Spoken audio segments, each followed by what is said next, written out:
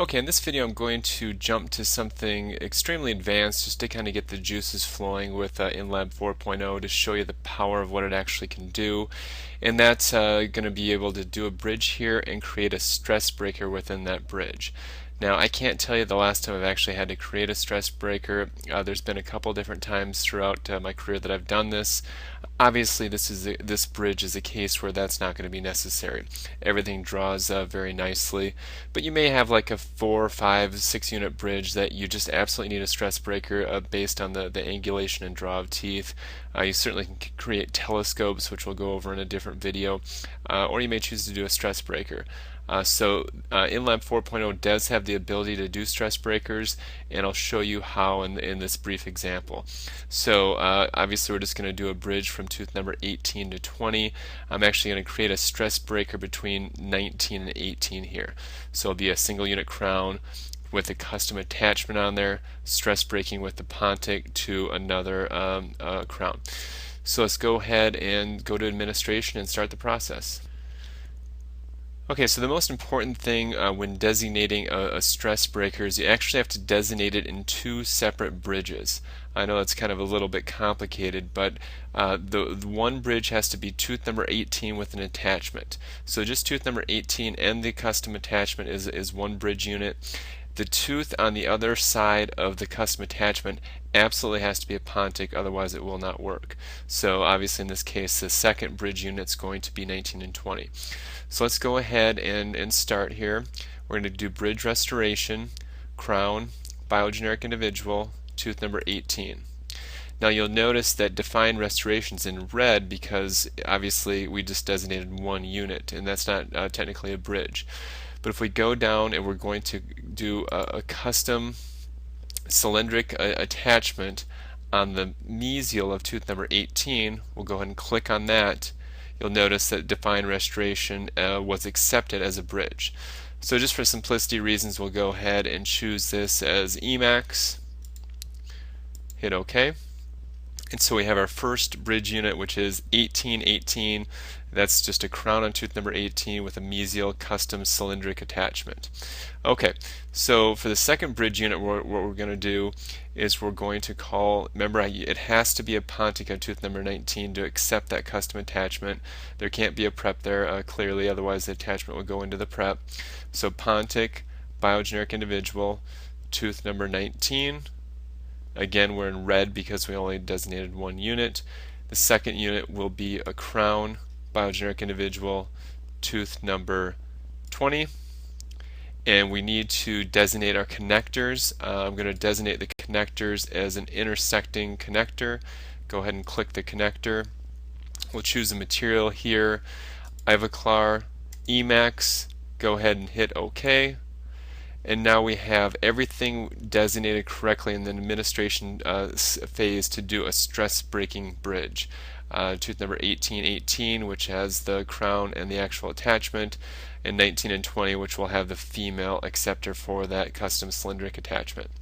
So let's go ahead and go to model.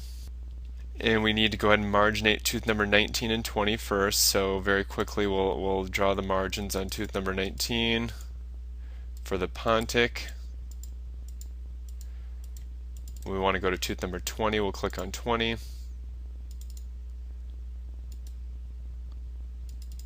Okay, we'll define the insertion axis. Looks good. I'm actually just going to bring that to the parameter stage, and then we'll go ahead and go to 1818, marginate.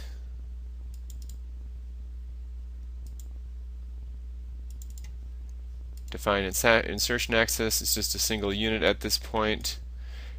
Okay, because it has the attachment, it turned it this direction. Hit OK, and we'll go to the parameters. Okay, once we have everything here, we'll go ahead and hit calculate. After we've done our parameters, we can hit calculate restorations and get our restorations. Okay, so here we've got our 3-unit bridge. Obviously you're not seeing any connector here at all. If I went ahead and double clicked on tooth number 19 and put the restoration transparent, you can actually see the connector in there, which we'll go ahead and adjust in a minute. But let's go ahead and first just take care of the bridge like we normally would, which everything's looking actually pretty good. We'll go ahead and maybe just switch some of these embrasures here, there, and that looks good. So the first thing that we'll do, I'm not really paying attention to occlusion, just a general idea, is let's go ahead on 19 and 20, double click on the connector. It's 8.8. Ideally I like to see that over 10. So you know that you need to thicken out that cross section. It's not very hard, just take your circular and go into there, but I won't address that now.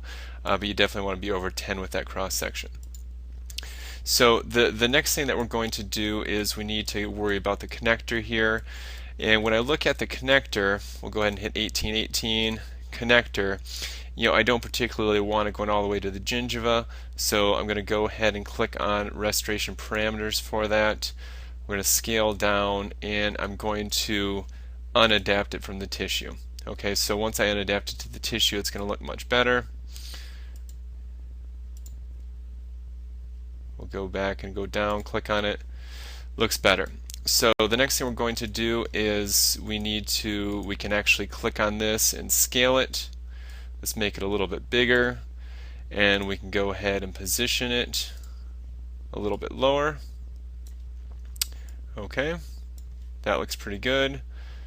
So now we've got the connector or our stress breaker looking in a pretty good position there. Okay, so the very last thing you're going to do is we're just simply going to click on the Pontic. We're going to right click, go back to the connector or the precision attachment, right click, go to subtract attachment from Pontic. It's going to calculate that proposal, and we'll go to the mill preview. Okay, so in the mill preview we see tooth number 18 with our cylindric custom attachment on the outside, our stress breaker, our male end of stress breaker. We'll click on 1920, and we can go ahead and we can see we've got our female receptor for the stress breaker on the Pontic. So that's how you do it. You can do a lot of different things. If you wanted to go in metal, you simply have to go back to design. You could actually do this whole frame in metal just by simply using the reduce tool. You could go ahead and custom reduce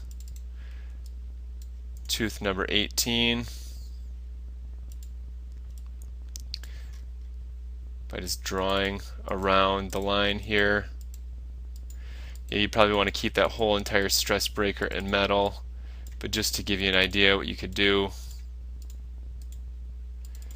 And then you could actually reduce this in layer porcelain, so you'll have a metal framework with metal custom attachment there. You go to the mill preview and you can see what that looks like as well. So there you can do pretty much everything you want. I don't really see a lot of needs to do the stress breakers a lot of times, but if you ever have a case that you want to do it, you could actually do it all in metal. You could print it in wax and send it to the lab and have them do it, but it is possible like pretty much everything else in InLab 4.0.